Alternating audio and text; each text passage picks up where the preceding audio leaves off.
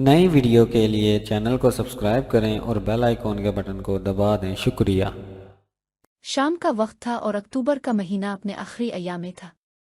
मौसम जैसे एक दौराहे पर खड़ा था, ना सर्दी थी और ना ही गर्मी की शिद्दत बाकी रही थी। बस एक अजीब सी खुश्क हवा चल रही थी जो कभी गर्म महसूस होती और कभी यख झोंकों की तरह जिस्म को छूती।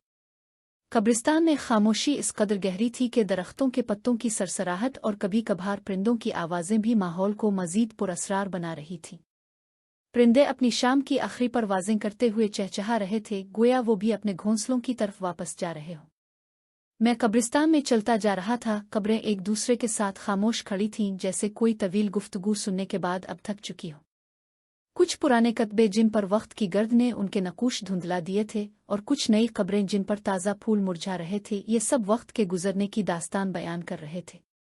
कब्रों के दरमियान दरख्तों की लंबी शाखें फैली हुई थीं और उन पर बैठे परिंदे कभी कभार हल्की सी आवाज़ में एक दूसरे को पुकार लेते, गोया वो भी खामोशी से हमकलाम हो रहे हों। चलते चलते मेरी नज़र एक ताज़ा कब्र पर पड़ी जो शायद एक माह पुरानी होगी। कब्र के कतबे पर लिखी हुई एक अजीब सी तहरीर ने मेरी तवज्जो अपनी तरफ खींची। दुख देने वाले हजरात, कब्र पर तशरीफ न लाएं। कतबे पर यह जुमला पढ़कर दिल में एक तलखी सी छा गई। मैंने कब्र के पास एक नौजवान को बैठे देखा जो शायद 23 या 24 साल का होगा। वो चुपचाप सर झुकाए बैठा था, इसका चेहरा गम और फिक्र की तस्वीर बना हुआ था। कब्र के आसपास हुआ में खुश्क पत्तों की सरसराहट थी और कभी कभार दूर से आती परिंदों की मध्यम आवाज़ें इस माहौल की खामोशी को तोड़ने की नाकाम कोशिश कर रही थी। मैं इसके करीब पहुंचा और आहिस्ता से पूछा, बेटा, यह कब्र किसकी है और उस कतबे पर लिखी हुई तहरीर का मतलब क्या है? इस नौजवान ने धीरे से सर उठाया और भराई हुई आवाज़ में कहा, यह मेरे वालिद की कब्र है।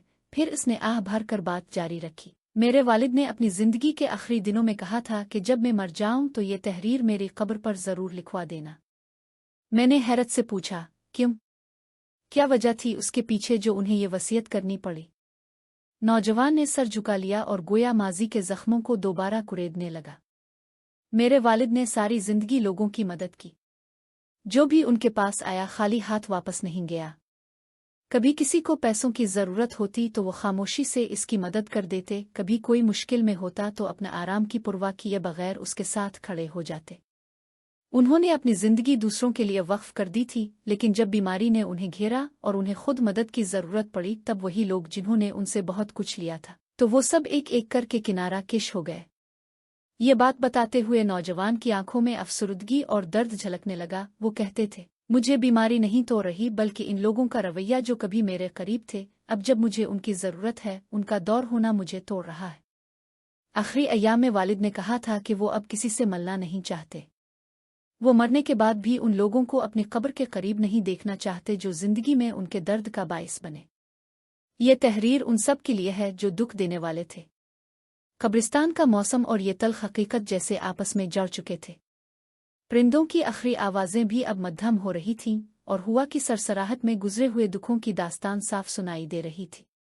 यह कब्र और इस पर लिखी तहरीर गोया पूरी जिंदगी का खुलासा थी, जो हमें इंसानों के बदलते रवैयों और बेहिस्सी का आईना दिखा रही थी।